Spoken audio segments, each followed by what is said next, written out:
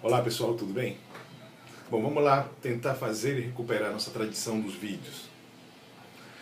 Desculpa estar desviando porque eu estou aqui conferindo aqui alguns dados aqui na tela do meu computador aqui do lado. Bom, a questão é o seguinte, vamos trabalhar sobre a geração de 27. A geração de 27 tem uma característica particular e marcante. É um grupo de pessoas influenciadas, oriundas do movimento modernista da geração de 98 na Espanha. Portanto, no Brasil foi na década de 20, semana de 22, a geração modernista. Na Espanha, no final do século.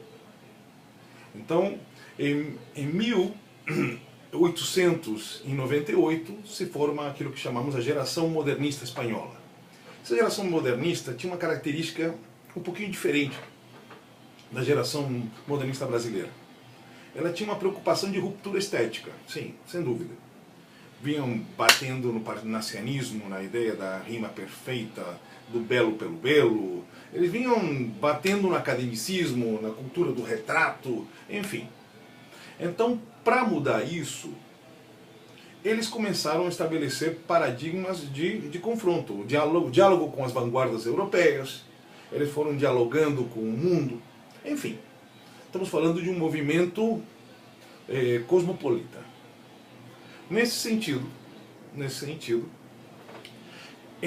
essa geração, de alguma maneira, ficou muito fechada no ambiente da elite do qual eles são oriundos.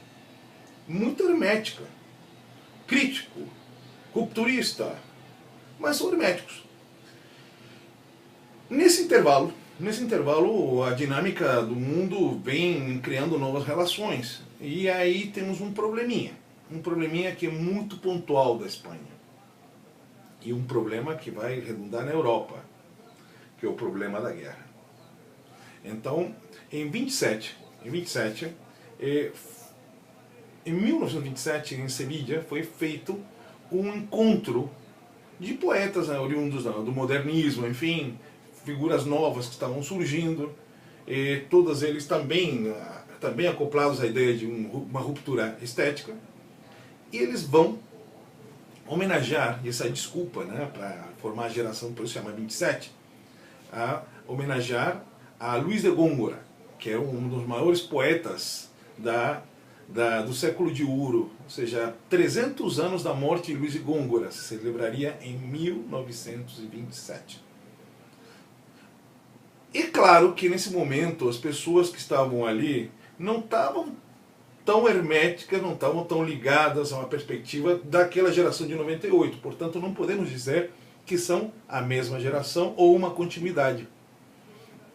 Então, por esse motivo se funda, claro que isso é uma denominação vulgar, não se funda, eles se reúnem, se adequam e vão ser chamados posteriormente de geração de 27.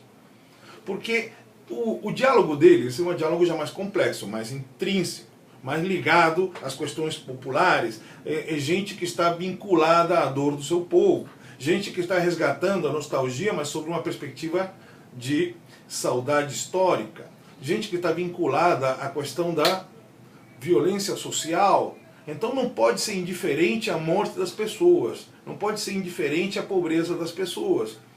E esse mundo, dessa crise econômica que vivia a Europa, a gente vai ver um detalhinho. Esse grupo de pessoas vai enfrentar a guerra, e ao enfrentar a guerra, essa desesperança os torna interlocutores de uma vanguarda muito particular, que é o surrealismo. Freud fala que o sonho é a sublimação do desejo. Portanto, tudo o que eles queriam era paz, tranquilidade, viverem a não violência, enfim. O surrealismo vai pintar os sonhos, vai escrever os sonhos e vai dirigir os sonhos. No caso, por exemplo, é Luis Buñuel no cinema, que vai fazer cinema surrealista. Então o surrealismo não é apenas uma vanguarda hermética, fechada, estruturada e colocada num tabuleiro, num lugarzinho específico, ao local do vanguardismo para a pintura. Não. Surrealismo Ele foi se desdobrando. Então, uma das características da geração de 27 é a esperança, por um lado. A esperança de mudar. Então, tudo isso sobre uma perspectiva nostálgica.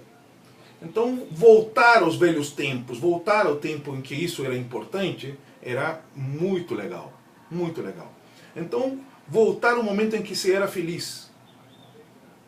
O Walter Benjamin, um dos membros da escola de Frankfurt, um filósofo alemão, uma vez escreveu um texto maravilhoso chamado A Torta de Amora, e que falava sobre a possibilidade, para um especialista, de refazer a torta de amoras da avó dele.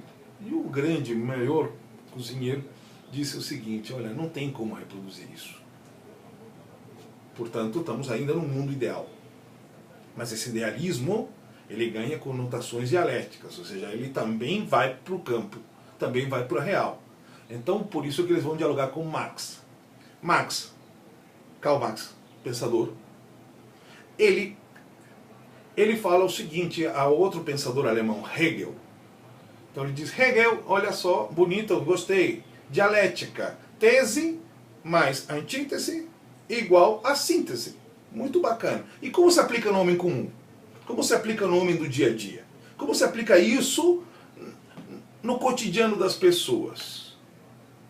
Daí surge o materialismo dialético. Então, quando nós falamos que a geração de 27 vai dialogar com Marx, dialoga, vai dialogar com Freud, vai dialogar com as vanguardas, vai dialogar. Mas vai dialogar também com as tradições, vai dialogar com a cultura do homem comum, vai incorporando as influências e vai, a partir daí, se apropriando, gerando uma cultura muito própria. A geração de 27, ela é enorme. Tem dela, só dela, podemos citar 2 prêmios Nobel de literatura, que é o Luis Cernuda e o Juan Ramón Jiménez. Mas Cernuda eu deixei de lado, porque eu fiz um recorte nas nossas aulas para trabalhar os poetas andaluzes. Como ele não é andaluz, mas ele é da geração de 27. Então, só para citar, a quantidade de prêmios que essa geração teve foi pródiga. A quantidade de reconhecimento ela foi absurda. Bom, vamos lá. E eles estão no olho do furacão. Por isso que tocamos essa geração. Vamos ao ponto.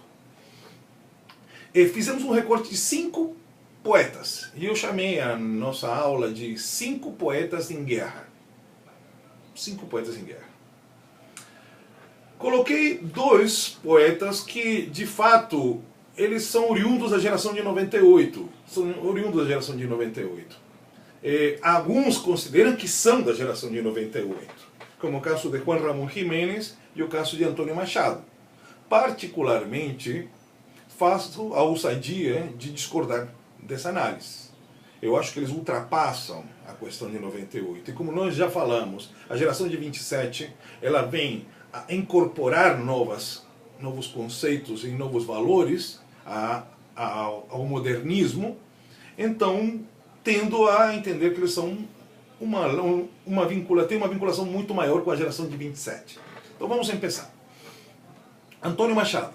Antônio Machado, imaginem só o contexto da época. Estamos falando de uma Espanha fragmentada.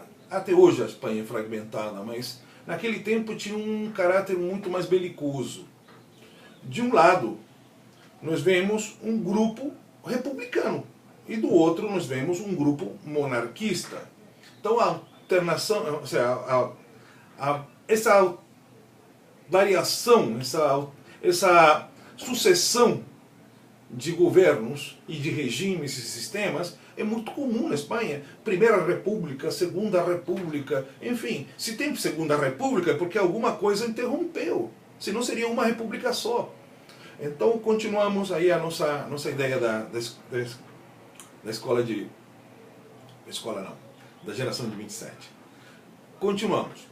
Geração de 27. Atenção moçada, atenção moçada. Antônio Machado.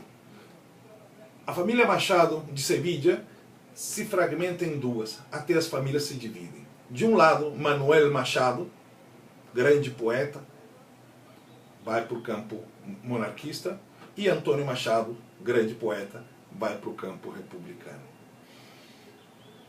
E a discussão é muito séria.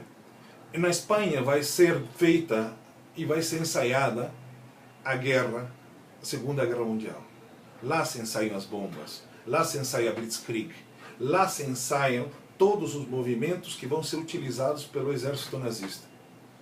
Portanto, a Guerra Civil Espanhola foi uma guerra que afetou toda a humanidade. Nela, poetas do mundo foram lutar lá, como é o caso de Hemingway. Poetas do mundo foram denunciar lá, como é o caso de Neruda. Mas vamos deixar eles de lá, porque senão a gente vai ficar um ano falando da geração de 27 e seu contexto. Guerra Civil. Portanto, Antônio Machado tinha como grande ferramenta a ironia. Ele ficava o tempo inteiro ironizando. Ah, os blasões. Olha só que maravilha, os monarcas ficam printando as suas coisas, vão à missa todos os domingos. Olha como eles são bonzinhos, olha só. Enquanto matam, enquanto torturam, enquanto violentam, enquanto exploram o seu igual. Olha a ironia. Claro que ele faz de uma maneira doce, ele faz de uma maneira bem sutil, mas é uma ironia finíssima. Então, Antônio Machado marca número 1, ironia. Outra, a nostalgia. Ele vai trabalhar a questão nostálgica, mas de uma maneira muito bem trabalhada, muito bem trabalhada. O tempo inteiro ele fala de onde nasceu. Ele não se esquece de onde nasceu. A ironia e a nostalgia. Mas também tem um comprometimento. Antônio Machado, quando lhe perguntam, e agora, o que nós fazemos após a derrota republicana? O caminhante não tem um caminho. O caminho se faz o andar. Portanto, temos que andar. Não podemos ficar estáticos, parados. Então tem um olhar crítico, obviamente. Mas redundar e colocar como característica o crítico seria trabalhar num ruído pleonasmático, ou seja, ficar falando o óbvio.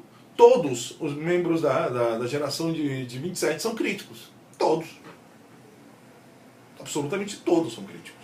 Então dizer que ele é crítico é uma característica que vai redundar. Então vamos destacar duas características importantes, né? A ironia, sarcasmo obviamente, e obviamente que é uma ironia de classe, ou seja, é classista, ele está dirigido aos monarquistas essa ironia. Beleza com Antônio Machado? Daqui a pouco a gente posta algumas coisas aí de poemas de Antônio Machado para justificar essas afirmações, ok? Vamos ao segundo poeta. O segundo poeta que está em pauta, Juan Ramón Jiménez. Juan Ramón Jiménez é um homem já maduro, é um homem na época já maduro, por isso que eu falei que muitos o consideram da geração de 98. Mas é um homem muito bem, com clareza muito bem definida, sobre qual é o caminho, o percurso que tem que fazer. Então o percurso que eles têm que fazer é o seguinte, prestem atenção. O percurso é o percurso de quem sabe que vai ser derrotado. Mas não porque sabe que vai ser derrotado, deixa de lutar. E não deixa de lutar porque seja uma pessoa insensata ou uma pessoa que não saiba recuar. Não é nada. Ele sabe que tem certas derrotas que têm que ser assumidas. Certas derrotas têm que ser vivenciadas. Certas derrotas têm que ser levadas até o final. Há um mínimo de dignidade que o homem não pode renunciar. E ele tem clareza disso. Mas ele tem clareza que a meta será conquistada. E como ele não se vê como uma figura que vai tomar, que vai conquistar, que vai transformar, que vai revolucionar, porque ele sabe que vai ser derrotado, ele entende que é a sua causa, que as suas ideias que vão transformar, as suas ideias que vão revolucionar, as suas ideias que vão conseguir. Por quê? Porque ele não se conjuga na primeira pessoa do singular. Ele não se entende ele e pronto. Morreu ele, pronto. Problema dos outros. Juan Ramón Jiménez, então por isso que a poesia dele, ele diz, olha, ele tem um poema chamado A Viagem Definitiva. Ele diz, olha, eu sei que vou morrer, mas não importa. Depois que eu morra, continuará aquela mesma esperança, a mesma coisa. Então podemos dizer que Juan Ramón Jiménez, ele tinha um olhar claro de que a vitória ela é insofismável. Pablo Neruda se inspira num dos seus poemas, mais tarde ele em Juan Ramón Jiménez, e ele fala uma coisa muito bonita: a primavera é inexorável, ou seja, não tem como se derrotar. Essa questão de derrota, curiosamente, é um paradoxo, porque ele não está falando de derrota, está falando de vitória. Ele está falando que ele vai morrer, mas ele está dizendo que o movimento vai ganhar, e isso o tranquiliza. Outra coisa importante também em Juan Ramón Jiménez é o regionalismo. O regionalismo é uma coisa muito particular. Ele vai falar de morrer, com o morrer, que é uma cidade. E dela vai sair uma questão muito importante, que vai destacar uma outra característica, a esperança. Então, um poeta de esperança. Eu digo morrer por quê? Porque morrer ele se inspira para escrever um livro chamado Platero e Yo. E quem é Platero? Platero é um rico, um burro.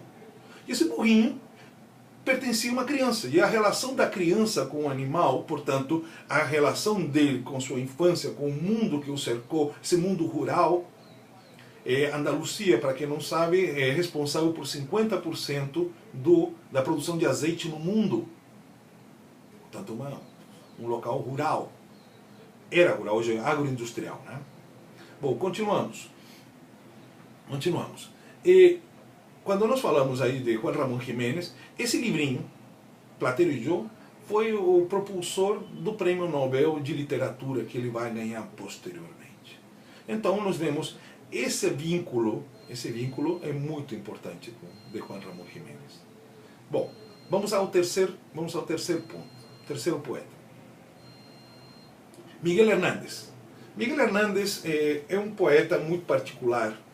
Ele foi considerado pelo Pen Club Mundial, ou seja, a Organização Mundial dos Escritores, o melhor escritor, o melhor poeta, não o melhor escritor, o melhor poeta da sua geração.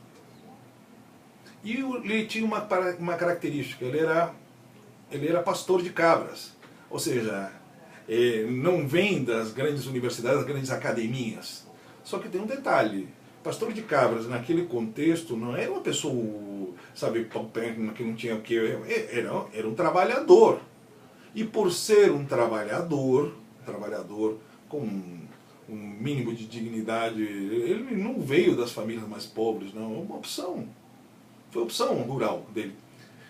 Mas essa sensibilidade herdada talvez dos seus pais faz com que ele, e esse vínculo popular, que a sua poesia seja uma poesia de combate. Não tem outra.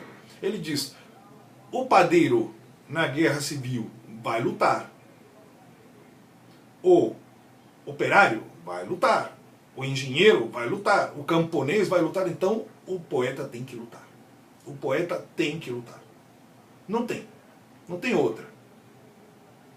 E ele vai lutar. Tanto assim que ele é preso e morto por pneumonia, não é isso? Jogado nos calabouços do franquismo. Miguel Hernández, ele tem uma firmeza, de uma força. Então a poesia dele é uma poesia de combate, uma poesia de convocação. Podemos dizer que uma característica de Miguel Hernández, ele convoca, ele chama, ele diz: bom, cadê vocês? Essa é a questão. É um homem que vai para a linha de batalha, é um homem que vai parar com o fuzil e a pena para escrever.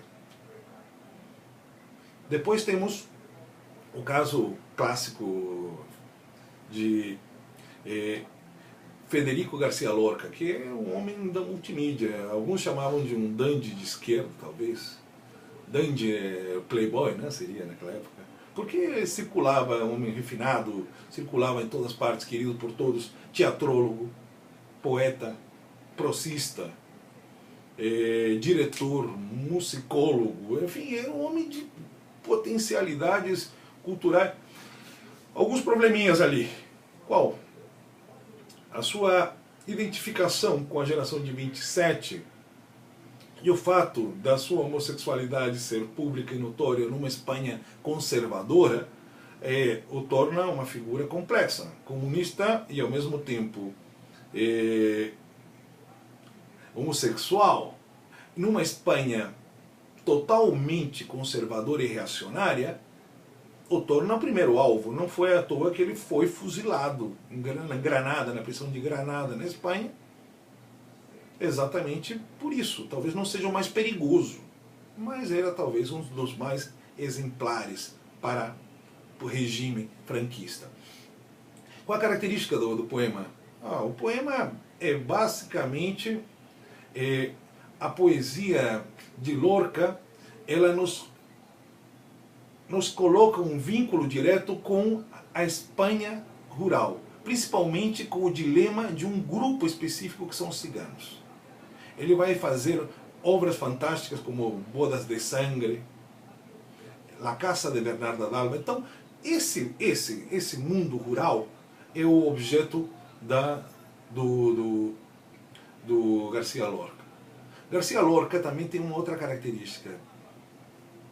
Ele conseguia ser um homem cosmopolita, falar de tudo, e dialogar com todos. Mas se tem alguém que era capaz de chamar a Espanha de hipócrita, era ele. Ele o tempo inteiro chamava, não com a delicadeza que Antônio Machado tinha, mas sim com a virulência, a força e a violência de quem está indignado mesmo. Ele não mede palavras, chama de hipócritas. Assim, hipócritas. Os espanhóis somos os hipócritas. Somos a burguesia mais hipócrita da Europa. Palavras de Federico García Lorca. Então Lorca, nesse ponto, ele era contundente. Então a palavra, se podemos definir alguma coisa, ele é contundente na sua crítica. Ele é firme na sua crítica. Vamos continuar. E, por último, talvez, vamos fechar nesses 5 poetas, a Rafael Alberti. Rafael Alberti é um luxo. Rafael Alberti, ele era, como podemos dizer, um lorde, um homem de uma refinação, de uma educação e, ao mesmo tempo, de uma firmeza. É um homem de convicções muito claras. Foi o porta-voz dos republicanos no exílio, foi ele que falava exatamente, denunciava cotidianamente e ele alertava. Então podemos dizer que Rafael Alberti foi o homem que dava o alerta, o homem que chegava e definia, dizia: olha Espanha, estão enganados. Em vez de ir para o norte, foram para o sul. Em vez de dormir na ramo, se dormiram na beira. Em vez de ficar num lugar, foram para o outro. Espanha, por favor, esse país vai se matar, esse país vai entrar em guerra, esse país vai se fraturar. Não façam isso.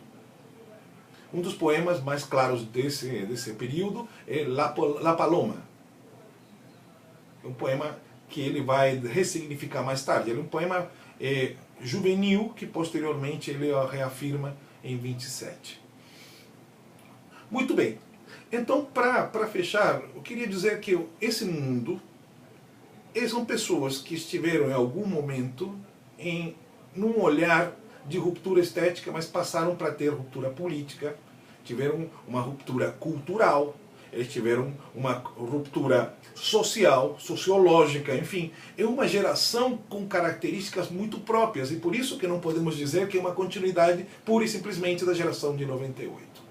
Espero ter ajudado de alguma maneira com essas informações e um abraço. Beijo.